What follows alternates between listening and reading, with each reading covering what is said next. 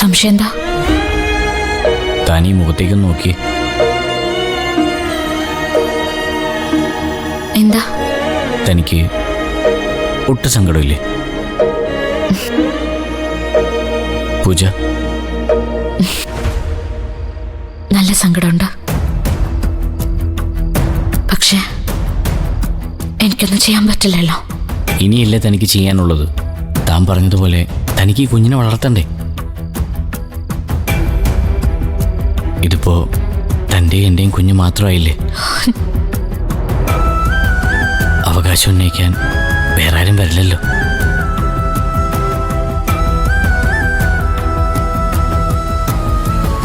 ഞാൻ പറഞ്ഞത് 100% ശരിയാ. തെറ്റ് ചെയ്തത് ഷാനുവല്ലേ, ഈ കുഞ്ഞല്ലല്ലോ. പിന്നെ നമ്മൾ എന്തിനാ അതിനെ ഒഴിവാക്കുന്നത്? അത് ആവശ്യപ്പെട്ടിട്ടല്ലല്ലോ നമ്മൾ അതിനെ ക്ഷണിച്ചത്. പിന്നെന്തിന് പാതി വഴിയിൽ ഭൂമി കാണും മുമ്പ് കൊല്ലണം? എനിക്കുറപ്പുണ്ട് അതൊരിക്കലും ഷാനുവിനെ പോലെ ആവില്ല. മുത്തശ്ശി എപ്പോഴും പറയും, വിത്തിന്റെ ഗുണത്തെക്കാളേറെ വിളയുന്ന മണ്ണിന്റെ നന്മയ്ക്കാണ് പ്രാധാന്യമെന്ന്. നമുക്കും അങ്ങനെ വിശ്വസിക്കാം.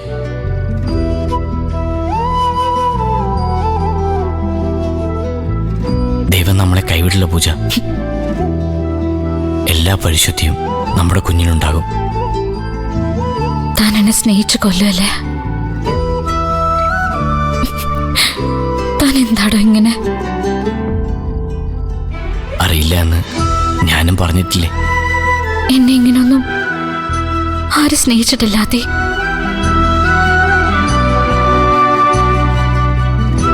ഓർമ്മ വച്ചപ്പോ മുതൽ കണ്ടു വളർന്നത് ടോക്സിക് പാരന്റിങ്ങിന്റെ ശ്വാസം മുട്ടിക്കുന്ന വീട്ടിലെ ആംബിയൻസാ. നല്ല കൂട്ടുകാരില്ല, മനസ്സ് തുറന്നിടപെടുന്ന ബന്ധുക്കളില്ല. എന്തിന് ലാളിക്കാൻ ഒരു പെറ്റിനെ പോലും വാങ്ങി തന്നില്ലായിരുന്നു അവര്. വളർത്തുമൃഗങ്ങൾ ആരോഗ്യത്തിന് ഹാനികരമാണെന്ന് അച്ഛനും അമ്മയും ഒരേപോലെ അക്കാഡമിക്കലി ക്ലാസ് എടുത്തു. വളർന്നത് തിരക്കുള്ള 2 IAS ഓഫീസർമാരുടെ ഇടയിലായിരുന്നെങ്കിലും ഞാനൊരു സാധാരണ പെണ്ണായിരുന്നു. സ്നേഹിക്കാനും സ്നേഹിക്കപ്പെടാനും കൊതിച്ചൊരു സാധാരണ പെണ്ണ്.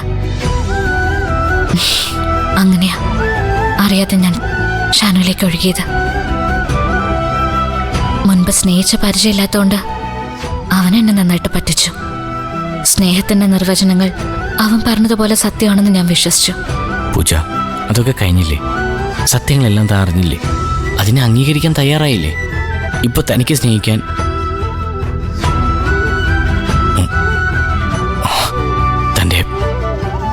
തൻ്റെ കുഞ്ഞില്ലേ? പിന്നെ ഞാനില്ലേ?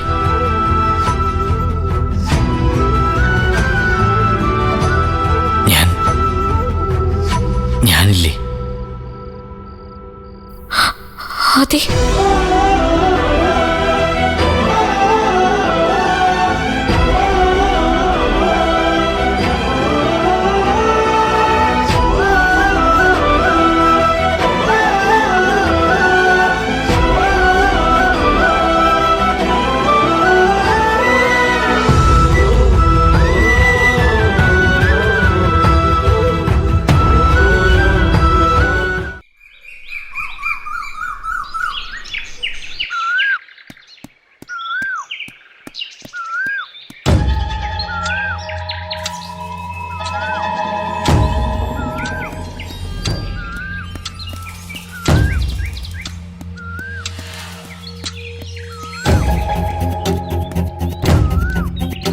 എന്താടാ?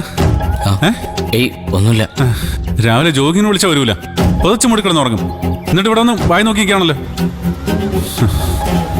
നിന്റെ മുഖം എന്താ വല്ലാതിരിക്കുന്നേ? ഒന്നുമില്ല ചേട്ടാ.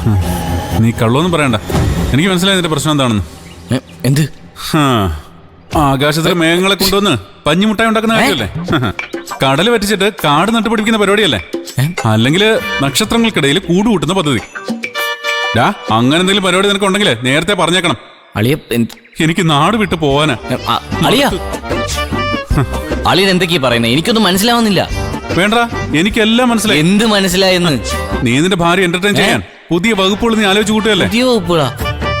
വല്ല കരിമല കയറാനോ എവറസ്റ്റ് കയറാനോ പരിപാടി ഉണ്ടെങ്കിൽ നേരത്തെ എന്നോട് പറഞ്ഞേക്കണം. അല്ല അളിയ കാരണം നീ കാരണം ഒരുപാട് പീഡനം അനുഭവിക്കുന്ന ഭർത്താവാണ് ഞാൻ. എടാ എനിക്ക് അറിയാൻ മേലാത്തോണ്ട് ഞാൻ ചോദിക്കുക, നിനക്ക് എന്തിന്റെ സൂക്കേടാടാ? അളിയ ഞാൻ ഈ രാജ്യത്ത് ഗർഭം ധരിക്കുന്ന ആദ്യത്തെ ഭാര്യ എന്റേത് നിന്റേതൊന്നും അല്ല. മനുഷ്യനുണ്ടായ കാലം മുതൽ ഈ പ്രോസസ് ഇങ്ങനെ നടക്കുന്നതാ. പിന്നെ നിനക്ക് മാത്രം എന്താ അത്ര പ്രത്യേകത? നീ എന്തിനാ ഇങ്ങനെ 24 മണിക്കൂർ അവളുടെ അടിമപ്പണി ചെയ്യുന്നേ? പോട്ടെ, അത് നിന്റെ സ്വകാര്യതയും പിടിപ്പുകേടാണെന്ന് വിചാരിക്കാം. പക്ഷെ അതിനകത്ത് എന്തിനാ എന്റെ കുടുംബത്തെ തള്ളി ഇറക്കുന്നതെന്നാ എനിക്ക് മനസ്സിലാവാത്തെ. അളിയ നിങ്ങളവിടെ എന്ത് കാണിച്ചാലും അതുപോലെ അനുകരിക്കണമെന്ന് വാശി പിടിക്കുന്നത് നിന്റെ ഒരു പെങ്ങളും. കട്ടപ്പുറത്തായതേ എന്റെ ജീവിതമാടാ. ഇത് എന്ത് കഷ്ടം.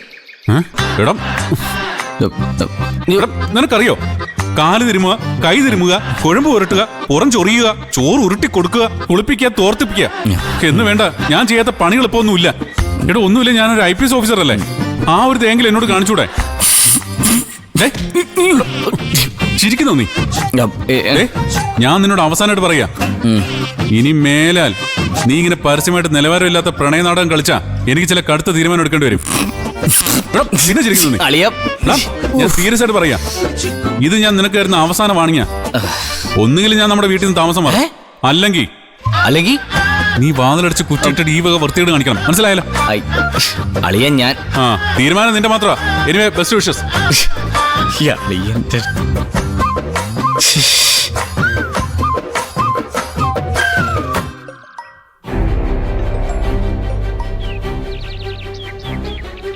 ഹലോ, ആമിയല്ലേ? ഞാൻ പൂജയുടെ അമ്മയാ, മായാലക്ഷ്മി IAS. എന്ത് വേണം? എന്റെ മോൾ അവിടെ ഇല്ലേ? അതെന്നോടാണോ അന്വേഷിക്കുന്നത്? ഞാൻ അവളെ വിളിച്ചിട്ട് കിട്ടുന്നില്ല. അതെ, എന്റെ കുറ്റമല്ല എന്ന് ഞാനും പറഞ്ഞില്ലല്ലോ.